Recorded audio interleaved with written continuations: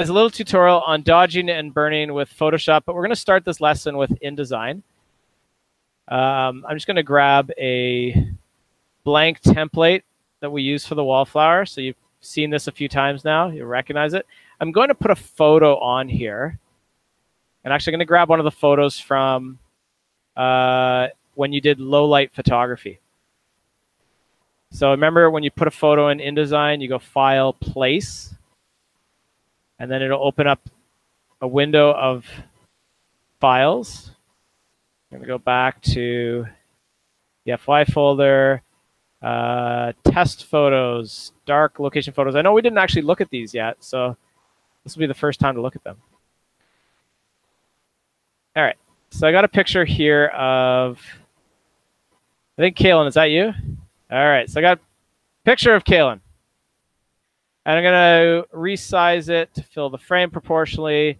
And I'm going to look at this thing. So if you look at this photo, all right, you look at the photo, just as I have it here on the screen. It's a good photo, nice composition. Like the way it looks, but the photo is a little too, what? Dark. No surprise there, because it was shot in a location where there wasn't a lot of light, where the ambient color is all black, so there's very little reflected light. So the picture's a little too dark. We can lighten this in Photoshop. We've already practiced light brightening photos, but I'm going to show you how to dodge a photo to make it a little better. So here's the neat thing about InDesign. InDesign is made by the same company that makes Photoshop, which means they work well together. So if I'm working in InDesign, I got a photo, I'm like, oh, this photo's too bright or too dark. I can open this photo in in Photoshop without having to close one program down and open another one up. If I right-click on the photo and I go to Edit With, I should be able to tell it to edit with Photoshop. I don't know why it's not showing the Photoshop I want, but I'll go with this one. So I'm going to go Edit with Photoshop, and it should now open up Photoshop Elements in this case and allow me to fix that photo. Again, I'm not quite sure why it's doing this in Elements, but I'll have to look at that. So now Photoshop Elements is opened up. The picture is now here. This is the photo in Photoshop. I'm going to adjust the levels. Easily done. I go to Enhance, Adjust Lighting, and Levels. And I get this histogram here. The dark levels are well defined, but it's the light levels that are not. So I'm going to bring this up a little bit. I can just brighten the photo. That's what I had. This is what I've got. So I don't want to do it too much because my black wall is going to start looking green or white or something. It's not looking right. So I'm only going to bring it up enough because I don't want that black wall to become too bright. But let's say I'm still not satisfied with the light levels on Kaylin's face, right? So I've made the picture as bright as I can, but I'm still unsatisfied with some aspect of it. So how do I brighten just this? Well, this is where we get into the dodge and the burn tool. So the dodge and burn tool are located here. You probably see something that looks a bit like a blue push pin. That's called the dodge tool, and the burn tool looks like a little hand. And these things are the icons that are used from back in days when we used to do old-fashioned darkroom work. So this is what the tools used to look like. So the dodge tool will lighten things. The first thing I'm going to do is I'm going to use my magnifying tool. I'm going to zoom in Kaylin's face. Kaylin looks a little alarmed there. He's about to be dodged. Not burned, dodged. Now, the dodge tool, the key to using the dodge and the burn tool is that you want it to be about the same size, maybe just slightly smaller than the thing that you're going to dodge or burn. Right? It's going to be about the same size, but only slightly smaller. So right now it's way too small. So I'm going to change the size of my tool. I can do this manually here. Right now it's listed at 30 pixels across. That means there's 30 little cubes across that circle. I'm going to make that, let's try 300. Not bad. I might actually go a little smaller because I just want to dodge the face. I don't actually want to dodge the hair. So let's go down to, say, 200. Even 200 will work. It can be a little smaller than the area. So see how it kind of, like, well, it fills the neck, but not below at the neckline. And it goes from kind of the hairline here almost to the front of the face. That's about right.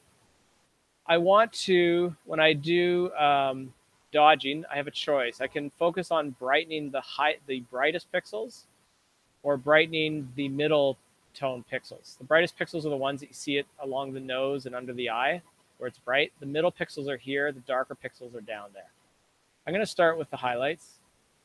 And I'm going to set my exposure down to about 10%. What the exposure means is how fast does the tool work. If the exposure was really high and I did this, you can see I'm going to it's like I threw bleach on Callum's face. That's not good.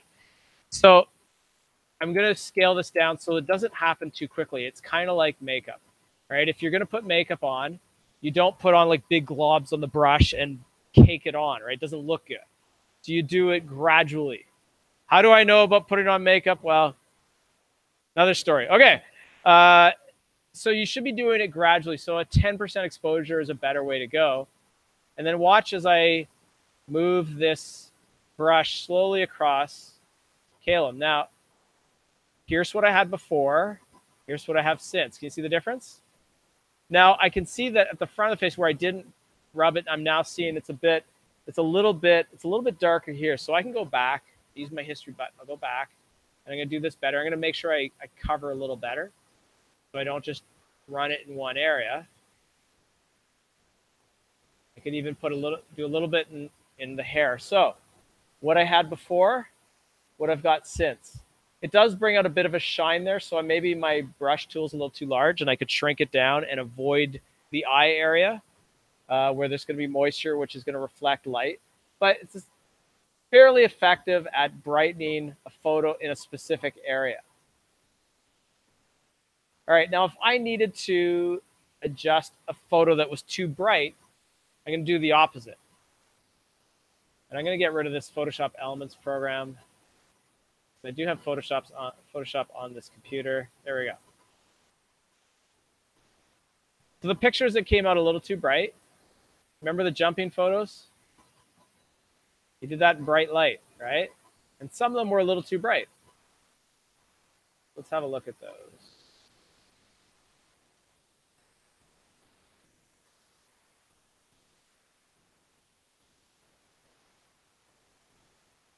Okay, so Claire, is it okay if I use a photo of you? You seem uncertain about that. Okay, well, I mean, you can say no. Okay, let's try this. So this photo is a little bit overexposed. All right, so it's too bright. All right, so I can darken the photo through levels. I can darken it to a point, but then it's going to get so dark where your outfit's going to look too dark, too blue. But I can still darken your face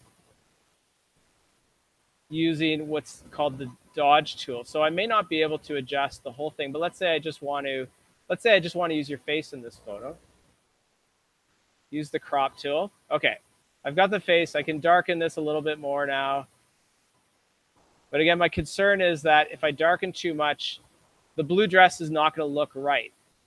Too dark, right? To get your face tones correct, I'm damaging the rest of the photo. So I'm kind of stuck with, okay, this is as dark as I can make the photo, but I want to burn right here. So I go to what I see is the dodge tool, and now I choose the burn tool. I'm going to zoom in a little bit so I can see what I'm doing. Sorry, Claire.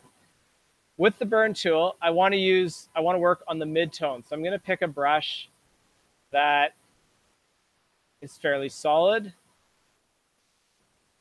And again, I'm going to drop my exposure down to about 10%. And I'm going to work on the mid-tones, which usually is what is necessary for darkening a photo so it doesn't look too dark. I'm going to work that over my subject. I'll go back into the history here and say, okay, this is what I had before, and this is what I have after. Can you see the difference? It's pretty obvious. Now, there's some things I can't fix. So where this really bright, almost perfectly white shine, You can't darken that. You can't create skin tone where there simply is no tone in the photo. It just came out white.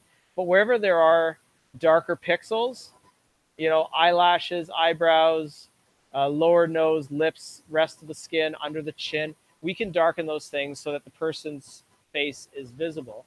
You obviously don't want to do it too much, but you can bring out some of those qualities that might have been lost. So instead of having a face that's all washed out, we have a face that we can recognize, right? That's called the burn tool. Same thing for the hair. Good question. So the color in the hair here, again, we can gently bring that back. We can restore it. We can't restore the stuff that looks like white, but we can restore, we can bring out the midtones and the brown. I don't recommend using the shadows because it's just, the effect is too dramatic, I find. You can try, actually, it looks okay with the hair here. But it does create a lot of contrast. We could even use it on the brick in the background here.